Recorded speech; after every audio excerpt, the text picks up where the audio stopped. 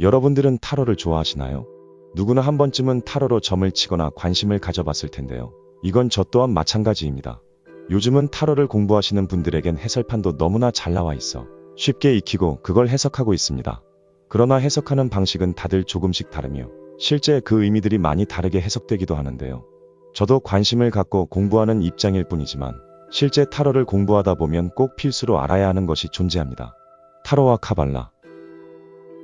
타로는 카발라에 담긴 이론을 상징화하여 나타낸 도구인데요. 카발라는 유대교 신비주의 사상을 말하며 호칭 자체는 11세기의 철학자 솔로몬 이븐 가비롤 또는 13세기의 카발리스트인 바야 뱅 아쉐르가 만들었다고 추정되지만 유대인의 신비교의 자체는 그 이전부터 있었습니다. 또한 여러모로 동양의 밀교와 비슷한 면이 있으며 밀교는 비밀의 가르침이란 뜻을 가지고 있습니다. 다시 돌아와 카발라와 타로, 점성학은 오컬트 마법의 기본 바탕이 되며 이런 것들이 모여 서양 철학의 신비주의 영역을 탄생시켰는데요. 카발라 세피로트가 신의 뿌리에 해당한다면 타로는 이 뿌리에서 뻗어나온 가지이자 상징의 꽃으로 볼 수 있겠고, 점성학은 시와 때에 맞춰 적절하게 나무에 물을 주는 행위에 비유할 수 있겠습니다. 이러한 오컬트 도구들은 단순히 점을 치는 도구가 아니라 우리가 살고 있는 세상의 운영 원리가 담긴 깨달음의 도구이기도 합니다. 이게 무슨 소리인가 하시겠지만, 그래서 시대를 지배하며 역사를 주도해온 프리메이슨 엘리트들은 믿기 힘들겠지만 카발라를 아주 매우 중요하게 생각합니다. 그리고 전 세계에 흩어진 오컬트 마술사들은 심벌이 만들어지면 그 심벌은 자신에게 속한 신비로운 힘이 더해진다고 아주 진지하게 믿는데요. 우리들에겐 심벌이 단지 이미지에 불과하지만 이 심벌들을 주의 깊이 살펴봐야 하는 이유는 그 속에 감추어진 영적 의미와 본질이 숨어있기 때문입니다. 이러한 심벌들은 흔히 영화, 드라마, 뮤직비디오 등에서 자주 등장하곤 합니다. 그래서 우리들은 이들의 실체를 이해하기 위해서는 이들이 신봉하는 고대 카발라즘이라는 카발라 사상을 이해할 필요가 있습니다. 소드이와 악마 카드.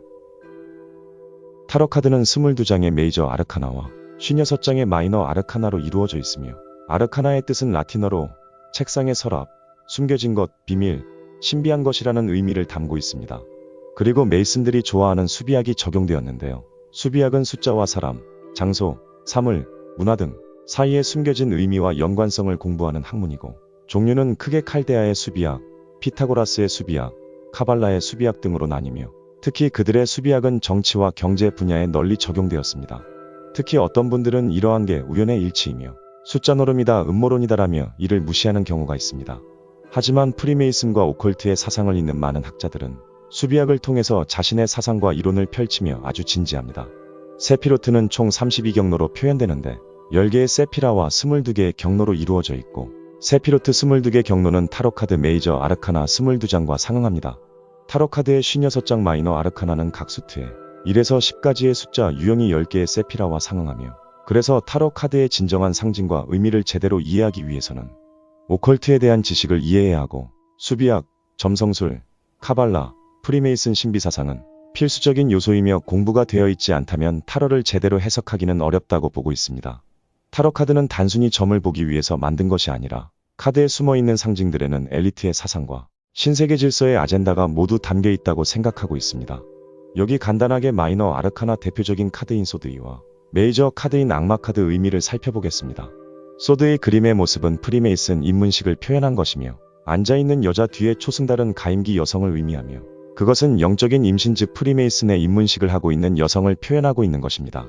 또 두 칼을 X자로 들고 눈을 가리는 행위는 전통적인 입문식 모습 중 하나이며, 지식을 발설하면 안 된다는 서약식이자 두 개의 칼은 그 약속을 어겼을 시 스스로 목을 베어 목숨을 바친다는 의미를 가지고 있습니다.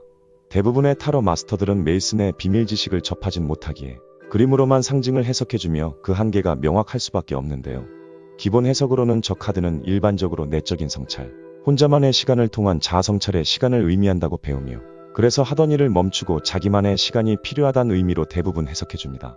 하지만 진짜 의미는 순백의 여자가 자기 자신을 버리고 영적인 세계로 입문하는 새로운 시작을 의미하며, 저 카드를 뽑았다면 그 사람은 새로운 일이나 사업 등 기존의 틀에서 벗어난 새로운 일이나 영적인 세계에 입문하는 것을 뜻하기도 합니다. 두 번째는 메이저 카드인 악마 카드의 이미지는 바포메트인데요. 그런데 여기서 우리가 알아야 하는 것은 악마라는 개념의 올바른 이해입니다. 그래야 저 악마 카드의 상징에 숨겨진 진정한 의미와 타로 카드를 만든 사람의 의도를 이해할 수 있기 때문입니다. 바포메트의 기원설에 대해서는 여러 가지 가설들이 많으나 가장 유력한 설로는 템플 기사단이 연관되었다는 설이 가장 유력하며, 십자군 전쟁이 끝나고 예루살렘으로 성지순례를 떠나는 사람들을 보호하는 대가로 막대한 부와 힘을 갖게 된 템플 기사단은 지금의 권력자가 되어 막대한 부와 군대까지 갖게 되었고, 당시의 왕이었던 필리페 4세도 템플 기사단의 전쟁에 필요한 돈을 빌렸고, 돈을 갚지 못하는 지경에 이르자 이들을 억울한 누명을 씌워 잡아다 박해하고 죽이는데, 그때 템플 기사단이 쓴 누명이 악마를 숭배한다는 것이었고, 당시의 순례객들은 이슬람 교도들이 많았으므로 그들이 섬기던 마호메트를 바포메트로 바꾸어 악마를 섬긴다는 죄명으로 템플 기사단을 잡아다 사형을 시키고 기사단을 해체시켰습니다. 그리고 세월이 흘러 후대의 대표적인 카발리스트인 엘리파스 레비가 염소의 모습을 한 오늘날의 바포메트를 그렸고, 이것을 타로 카드에 적용시켜 악마 카드를 완성했는데요.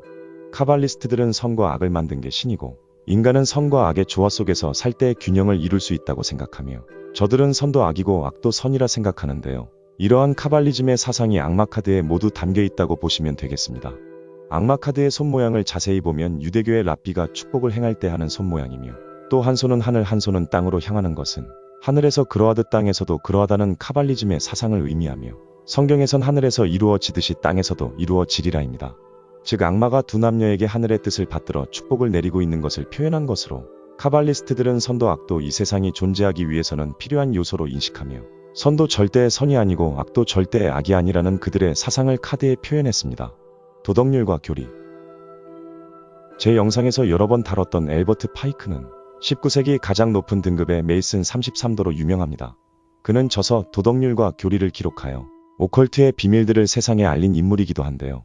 파이크는 이런 말을 남겼습니다. 프리메이슨은 종교, 신비술, 신지학, 연금술을 다루며 일부 선택된 자들을 제외한 일반인들은 프리메이슨의 진실을 알 수 없다고 말하기도 했고, 프리메이슨은 자신을 숨기고 가면 뒤에 숨은 거짓된 모습으로 그 진위를 분간할 수 없게 하며 계몽하지 못한 사람들을 혼돈, 잘못된 가르침으로 인도하며 진리와 빛을 감춘다고 언급합니다. 여기서 언급된 선택된 자는 메이슨 33도 단원 혹은 그 이상의 상급자, 즉 illuminated ones를 뜻하고, 도덕률과 교리는 하위 계급의 단원을 위한 책도 대중들을 위한 책도 아니었으며, 이 책의 서문에는 대중에게 알려지지 않기 위하여 조직을 탈퇴한 단원이나 사망한 단원들이 소지했던 이 책을 조직에 반납해야 한다고 엄중한 경고를 하고 있습니다. 그러나 책의 사본이 세상에 공개되면서 대중들은 메이슨에 대해서 더욱 주목하게 되었는데요. 이 또한 그들이 의도한 것인지는 알 수 없지만 여러분들의 의견도 궁금하네요. 대표적인 심벌. 왼쪽의 태양은 바알신을, 오른쪽의 달은 아세라를, 중간에 전시하는 사탄을 상징하며, 전시안을 중심으로 빛의 광선이 뿜어나오며 사탄은 자신을 깨달은 지식의 전달자라고 지칭합니다. 메이슨 33도 단원 멜리홀은 전시안은 신을 상징하며, 천국은 그에게 복종하고 마음으로 나타나고 공의로 보상받는다고 전시안을 설명했습니다. 또 대표적 심벌인 피라미드의 계급엔 가장 밑바닥에는 진실을 알지 못하는 어리석은 자들이 존재하고, 사탄은 정상에서 신자들에게 빛을 전달합니다. 그리고 해리포터에서도 비슷한 사상을 발견할 수 있는데요. 해리포터에서 말하는 머글은 마법을 사용하지 못하는 인간을 지칭하는 단어로, 주로 마법사들이 인간을 무시하고 비난할 때 사용되며, 영화에서 등장하는 머글들은 자신의 주변에서 일어나는 마법 세계의 일들을 알지 못합니다. 마치 일반인들이 메이슨의 의도를 알지 못하듯 말이죠. 옥스퍼드 영어사전에서 단어 머글은 게으르거나 새로운 기술을 얻지 못하는 사람이라고 풀이하기도 합니다. 이 외에도 오벨리스크, 삼각자, 육각별 등 수많은 심벌들이 존재하며, 자신들의 사상을 숨겨진 심벌을 활용하여 과시하는데요. 다음엔 이러한 심벌들만 해석해보는 시간도 갖겠습니다. 마지막으로 카발라, 예수회, 뉴에이지, 영지주의, WCC, 빌더버그, 보헤미안, 일루미나티, 그림자 정부 등 어떤 사람에게는 낯선 단어들이며, 또 어떤 사람에게는 많이 들었지만 음모론으로 치부되는 단어일 수 있습니다. 그러나 결국 진실을 밝히려는 내부자 고발이나 학자들의 연구로 저들의 정체는 분명히 너무나 많이 드러났으며, 그럴 때마다 저들은 역정보를 만들어 진실을 희석하거나 은폐해왔습니다.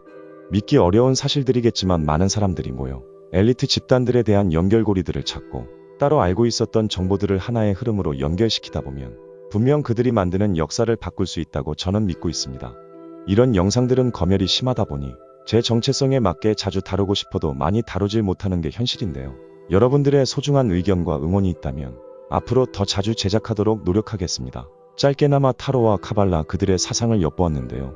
조금이나마 도움이 되었길 바라면서 다음 시간에 뵙겠습니다. 시청해주셔서 감사합니다. 구독과 좋아요는 채널을 운영하는 데 아주 큰 힘이 됩니다.